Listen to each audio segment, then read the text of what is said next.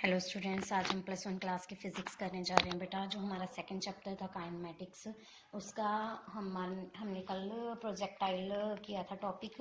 आज हम horizontal projectile के ऊपर टॉपिक करने जा रहे हैं।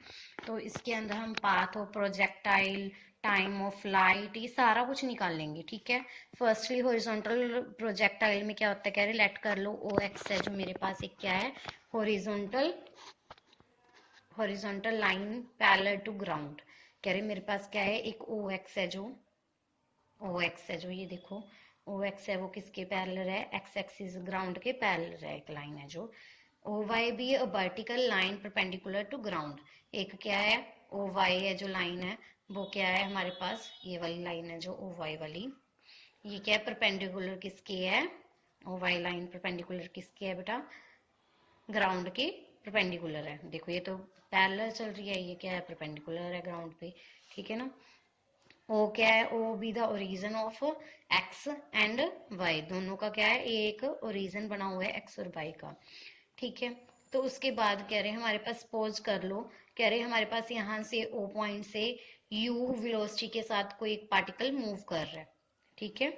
मूव कर रहा है तो X nought is equal to 0 है, वाई नॉट 0 है, और टी टाइम 0 है। जब सून कह रहे आफ्टर प्रोजेक्शन, जब प्रोजेक्शन हुई, हमने कोई चीज को फेंका, the object move under the combined effect of two independent perpendicular velocity. दो वेलोसिटीज थी, कल बात की थी हमने। एक तो हॉरिजॉन्टल वेलोसिटी यू, एक वर्टिकल वेलोसिटी। ठीक है, जो ग्रेविटी की लगेगी वाई। ठीक है। Horizontal velocity U which contain constant if we ignore air resistance.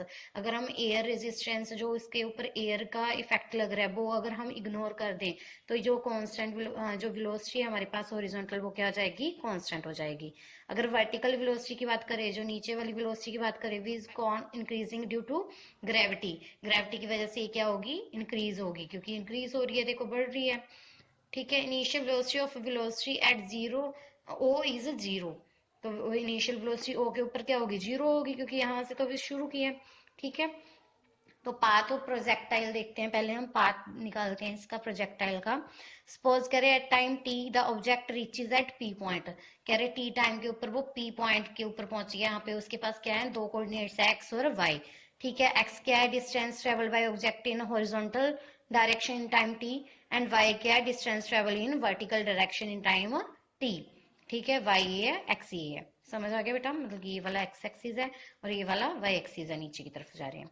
तो उसके बाद मोशन अलोंग ओ एक्स, जब ओ से एक्स पे आ रहे हैं, उस ओ एक्स के अराउंड, ओ एक्स के अबाउट है जो हमारे पास मोशन है, तो क्या होगा, since the velocity of object in the horizontal direction is constant, so the acceleration along horizontal direction is 0। क्योंकि हॉरिजॉन्टल की तरफ क्या है, एयर रेजिस्टेंस 0 है, क्योंकि कौन एयर रेजिस्टेंस नहीं लग रहा, हम काउंट नहीं करते एयर रेजिस्टेंस को, तो उसके पास वेलोसिटी भी क्या हो जाएगी, कांस्टेंट हो जाएगी। जब वेलोसिटी कांस्टेंट होगी तो एक्सेलरेशन क्या हो जाएगा हॉरिजॉन्टल में, 0। ठीक है। अब कह रहे हॉरिजॉन्टल डायरेक्शन में क्या हो जाएगा टाइम टी पे, तो x इज इक्वल टू क्या होगा, x इज इक्वल टू में x not you x T plus half A x T square. अब एक्स नॉट क्या है, 0 है, यू एक्स क्या है, u है, ए एक्स क्या है, 0 है। तो x की वैल्यू यहाँ पे फिल कर देंगे, एक्स नॉट क्या है, 0 है, यू एक्स यू भर देंगे, ए एक्स की जगह 0 भर देंगे, तो क्या बच गया, T, sorry, X is equal to U T बच गया। तो यहाँ से टी की वैल्यू निकालेंगे, T is equal to X Y U. ठीक है। अब हम वर्टिकल डायरेक्शन में बात करेंगे, ग्रेविटी की वजह से नीचे आ रहा है, वर्टिकल डायरेक्शन में बात करेंगे। वर्टिकल डायरेक्शन में तो ग्रेविटी लग रही है, ग्रेविटी का इफेक्ट है, इस वजह से एक्सेलरेशन कुछ ना कुछ होगा। ठीक है। तो कह रहे y is equal to Y nought plus U Y T plus half A Y T square. Y nought की वैल्यू क्या है, 0 है, वो तो शुरू में ही ले ली थी, एक्स नॉट और वाई नॉट दोनों की वैल्यू 0 है। तो यू एक्स है, वो तो यू वेलोसिटी के साथ मूव कर रहा था, यू वाई यहाँ पे क्या होगा, 0 होगा, क्योंकि कोई वेलोसिटी दिखाएंगे ही नहीं वो। ठीक है। ए वाई क्या होगा, कुछ ना कुछ एक्सेलरेशन होगा, किसकी वजह से, ग्रेविटी की वजह से, प्लस जी हो जाएगा। तो यहाँ पे फिल कर देंगे बेटा, क्या आ जाएगा, वाई की value half G T square. अब यहाँ पे टी क्या है, टी की वैल्यू हमने निकाली थी एक्स वाई यू, यहाँ पे क्या कर देंगे, टी की जगह पे एक्स वाई यू की वैल्यू फिल कर देंगे। तो क्या आ जाएगा, हाफ जी अपॉन में यू स्क्वायर इंटू में एक्स स्क्वायर। तो ये वाली वैल्यू है जो हाफ जी यू स्केयर, इसको क्या मान लेते हैं, के इक्वल मान लेते हैं। के क्या है हमारे पास, कांस्टेंट। तो y इज इक्वल टू क्या आ गया, के एक्स स्केयर। कह रही है क्या बन गया हमारे पास, एक पैराबोला की इक्वेशन बन गई है जो हमने पहले भी पढ़ी हुई है।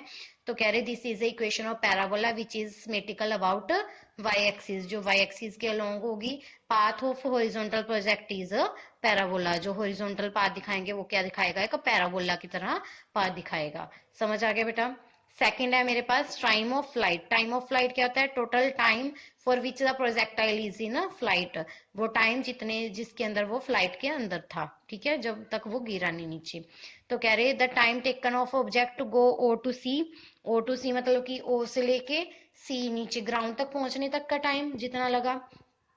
तो कह रहे strike the ground let T, let h is the vertical height of point of object projectile o to from c। तो y nought is equal to क्या होगा, 0 होगा। हाइट क्या है, h है।